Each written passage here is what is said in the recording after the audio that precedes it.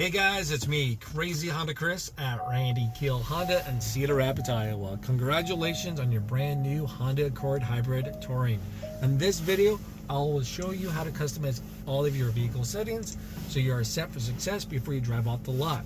Now, if you haven't watched my other video, my walk around video where I touch all the buttons, show all the cool standard features and functions for this same car, check it out. You're gonna love it, you're gonna save it, you get a lot of cool information. Just bring some popcorn, some soda to stay awake.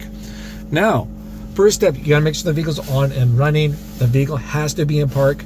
You'll probably notice we're focused on this touch screen now, the 12.3-inch touchscreen. That's where all the controls are gonna be at. So first step, we're gonna go to the second page, select vehicle settings. Now your menu is gonna look like one or two ways. You see right now everything's on the left hand side, or you may see this option where everything kind of wraps around the vehicle. For the sake of the video, make sure I hit everything. I'm just gonna make sure everything's on the left hand side. Now we'll get your menus top to bottom. Let's start from the top. Your tire pressure monitoring system. So let's say if your tire pressure is ever on and you need to reset that, just hit the calibration and then hit calibrate. Boom, done and over. Next option is gonna be driver's assist system setup. This is where you can customize all of your Honda sensing features. You know, do you want all the beeps, none of the beeps, things like that. First one's going to be your forward collision warning distance. It gives you a nice little visual effect too as well, so you can see what you're playing around with. And what I love about this, it gives you a summary, so you don't have to memorize everything that I share with you today. So, or you can save this video and come back and visit it later. Now, your forward collision, when you're driving down the road, it senses you're going to hit a car in front of you, maybe an object in front of you. It warns you on your driver's interface. It's going to beep, give you a little visual cue to let you know to brake or to slow down, stuff like that. So the question is how soon you want it to warn you, because it's long distance, further away. See, that car's further away. Normal, what most people leave it at. Or maybe you want a little more of a delay. You don't want to be as sensitive, okay? Alrighty, so all this stuff I'm gonna probably enable, and then also keep it on default. Now, next one's going to be your heads up warning. It's on or off. So, like for example, you're driving down the road, your heads up warning, whatever it might be for your heads up display. Get a nice little visual up there. Yes. Now you're gonna have your ACC, forward vehicle detection beep. So your ACCs are adaptive cruise control. So simply when a car gets in and out of range of your adaptive cruise, you want the car to alert you to let you know. All right, so let's imagine you're over here having a conversation, the car slows you down or speeds you up, not paying attention, you feel it, it does beep, beep, beep to let you know. Next option is gonna be a road departure. This is what keeps you on the road or in the center of your lane. You can change the sensitivity, make it narrow, a little more wide, give you a little more leeway, or maybe you don't want it to bring you back in the center of your lane. You just want it to warn you, that's it. That'd be a warning only. It'd be up to you at that time to get back in the middle of your lane or on the road. So once you select it, just hit the back, and then there we go. Next option is gonna be your lane keep assist suspense beep. So with your road departure lane keep assist, you know, as you go out of your lane a little bit, as you see right there, do you want to beep, beep, beep, beep as it brings you back, or would you like it to be quiet and just do its job? Now, you can see those little things here. You can turn them on and off quickly right here. You probably notice you get nice little visuals on the right-hand side to show you what's already selected. Next one's going to be your blind spot information system. So this is great when a car is in your blind spot. You have to go at least 20 miles an hour faster. While a car's in your blind spot, you get a solid orange light right up there. Now when you have your turning indicator on while someone's in your blind spot, it's going to flash at you, and then it's going to beep at you to alert you not to turn yet. So yeah, we'll keep it right there, what most people do. Next one's gonna be traffic sign recognition. So pretty much that camera right up there on the other side of your windshield, it finds the speed limit signs. It helps find lines on the road to keep you there in the center of your lane. It does a lot of stuff for your Honda sensing, okay? But anyways, it finds a speed limit sign. It will display it right up there on your driver's interface. So it's nice to have that. Would you like that? Yes or no? Next option is going to be, do you want it to warn you when you're speeding? Okay, so it finds that speed limit sign and realizes you're going faster than that speed limit sign. Do you want it to flash at you to warn you? I know your first instinct is to say, no way. But if you keep this on, oops, keep hitting the button, scroll down, you get a new option right down here, speed limit warning threshold. So do you want it to warn you at the speed limit, 3, 5, or 10 above the speed limit? Pick what you want. I won't tell if you don't. Next one's gonna be your driver's attention monitoring system. So the car knows the difference between you doing a bad job at driving or the wind blowing you around. But if you're doing a bad job at driving, I'm assuming you probably want the car to do everything in its power to alert you to say, hey, pretty much pull over, take a break, take a power nap, coffee. Let's do that. Safety is a big thing. You got your rear sensors. So you can actually turn these off. That also affects your low speed braking control. Why would you turn this off? Let's say if you get a luggage rack for the back, with a hitch back there, or maybe a bike rack, it may affect your parking sensors, so you can actually turn those off. Now that's everything under driver's assist system setup. We'll go over here to meter and heads up display. You can adjust your outside temperature. You probably notice on the bottom left-hand corner on your driver's interface screen, you'll see a outside temperature gauge.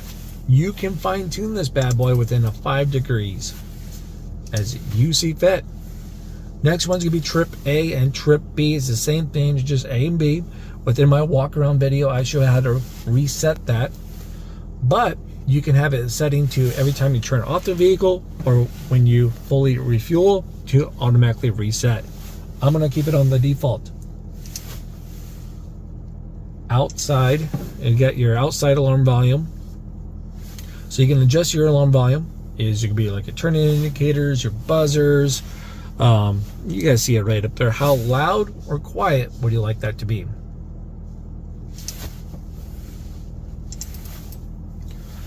Next one's going to be your fuel efficiency backlight. So this is a visual coach. When you're driving down the road, you're being fuel efficient, you're going to get a nice little green light that's going to come up and around to let you know, hey, good job. Then when you're not being fuel efficient, it just goes away. So on or off. Your turn by turn, yeah, we'll keep this on. It's kind of nice to get a heads up directions and see what's going on. Rear seat reminder. So this is triggered by the door being open within 10 minutes of you starting the vehicle. So let's say I open up a door, 9 minutes from now I start up a vehicle. If I just open up the door and as the car is on and running, when I get to where I'm going, I turn off the vehicle, your rear seat reminder is automatically going to pop right up. Now if I open up a car door like 15 minutes ago and now I just started up the vehicle, that rear seat reminder will not trigger. So it is a time frame base before, then also during the time the car is on and running. Okay, I can drive for an hour and open up the back door and still have it whatever, and then when I stop, turn off the vehicle, the rear seat reminder will pop up. Now we're gonna have speed and distance. Would you like to change from miles per hour, or would you like to stay there? We'll keep it at miles per hour. No kilometers here in Iowa. Alrighty, driving position setup. Memory link. That's a nice one. So you can set up your 2-seat memory and you can save it to your key fob. As you probably notice on the back of your key fob. Let's see if I can grab that. There we go. You have a 1 or a 2. Which one are you? And save it to that one. Seat position movement on exit and entry. So it just makes it a little easier to get in and out. The seat moves back, the seat moves up once you get in. It's kind of nice. If you don't like it, you can select off. That easy. We'll go down to keyless access setup.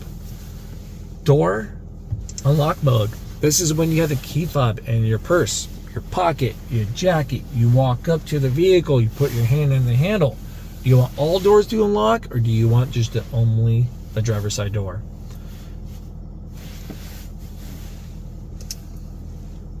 Now, there's going to be a delay when you put your hand on the handle or when you put your thumb down on the ridges to lock it up.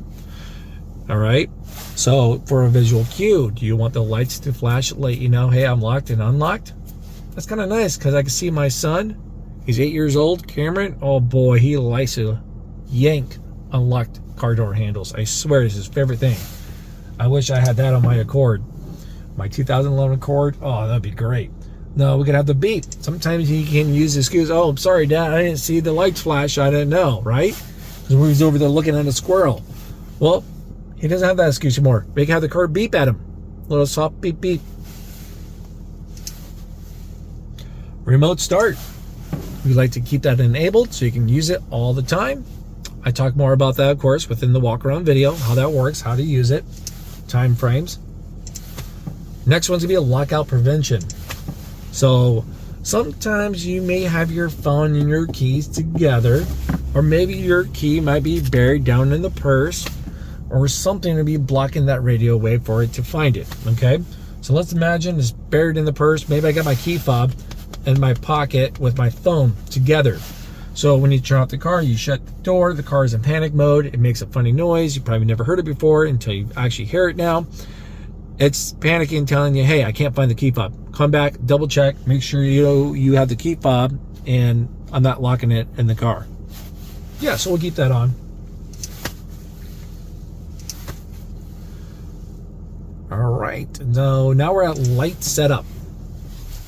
Auto high beams. Do you want those bad boys to be on or off? We'll keep them on. I do a lot of highway driving. All right, so your interior light dimming time. You shut off the car, you shut the door at X amount, your interior lights will turn off. Headlight, auto timer, same thing. Shut off the car, shut the door, X amount of time, your headlights will turn off. This would be great to increase if you're one of those individuals that don't get to park in the garage all the time, or maybe you arrive to work late at night, you need to see a little better because it's not a well-lit area. There we go. Let's change it if that's the case. Auto light sensitivity. So as long as your lights are set to auto, your headlights, how soon or later or how sensitive you want those to come on between your day and nighttime levels. Keep it on default. Next one is going to be auto headlight on with wiper. So headlights are set to auto. It's raining like right now. I can see just fine today, but bam, raining like cats and dogs, you know, pretty hard. I turn on my wipers. As soon as I turn on my wipers, your headlights will automatically come on. I like that. It's pretty snazzy. Now we're going to scroll down to, we haven't done the door setup, right? See, I got all this excitement going on. I forgot what I was playing around with. Door setups we're at next. Door setup, auto door lock. So you just got in the car, you're about to drive off to show it off to your friends and family. When would you like your car doors to lock? When you get to a certain speed, or when as soon as you shift from park, boom, doors lock.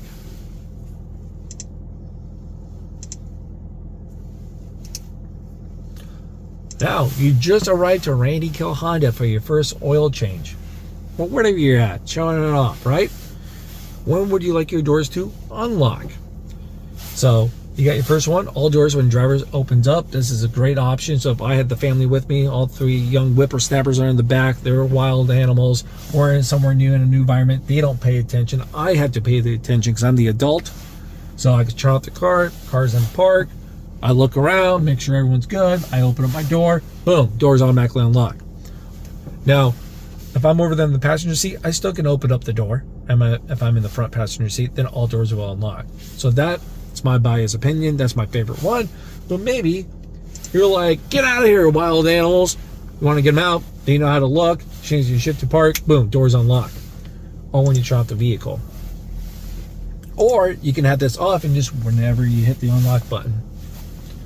No right, no wrong answer, just what fits your current lifestyle. Next one's gonna be a walk-away auto lock. I'm going to turn this on, but we're going to select this. I love the walk-away auto lock feature because I am super forgetful. I always second guess myself. Prime example, every time I get to work, it's like a list I have to do. If I don't second guess, did I lock my car doors? Did I not? There's something wrong with me. So you turn off the car, you get the key fob in your pocket, shut the door, you get 10 feet away, boom, locks all the doors for you. Nice. If you leave a key in the car, it won't lock. Now, I do have a separate video that's going to show you how to lock a key in the car if you only have the one fob. You're afraid this bad boy is going to get wet, damage, whatever the case might be for your outdoor adventures or life. Now, if you have a second key, like my wife leaves one in the purse, and that's in the car, I take one with me outside, I can hit the lock button, and it registers that I'm purposely locking a key in the car. Okay? Keyless, lock, answer back, hit the lock, unlock. You probably wanted to do a little beep beep to let you know.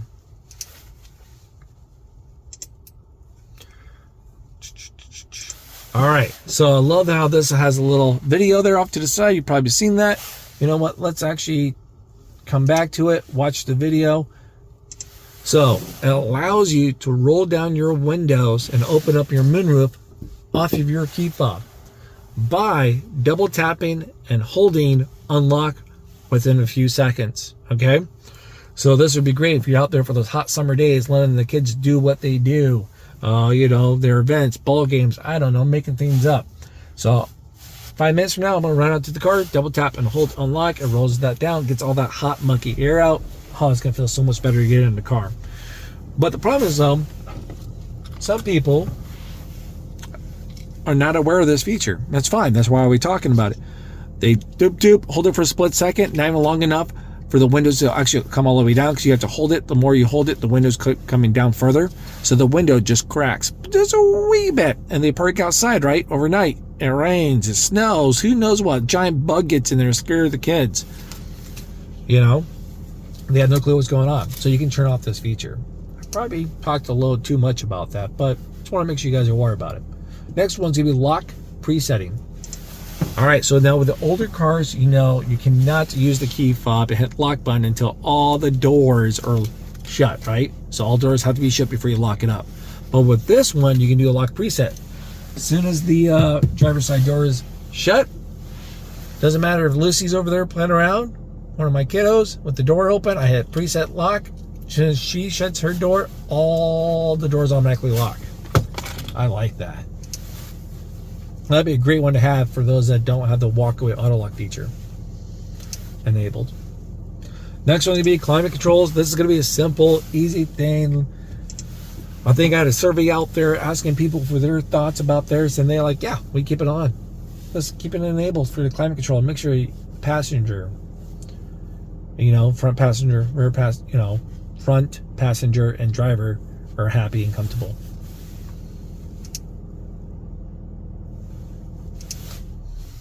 Now we're going to go down to individual mode. I don't play around with this too much. I'll let you guys kind of experiment with it. This is more up to your particular thing, but as you know, as you watch my walk around video, you do have a individual mode, econ mode, a couple different modes that you can play around with, sport mode, from there, okay? Now I believe that was everything. Let's scroll down again. Maintenance. Anything regarding maintenance, reset maintenance, stuff like that, boom, you can reset it all right here. Hey, now we just learned how to set up your vehicle within 20 minutes, guys. Congratulations once again. If you found this video helpful, please do me a huge favor. It goes a long ways. Hit that like, subscribe, leave a comment down below, and I'll see you guys at the next video, okay? Bye-bye.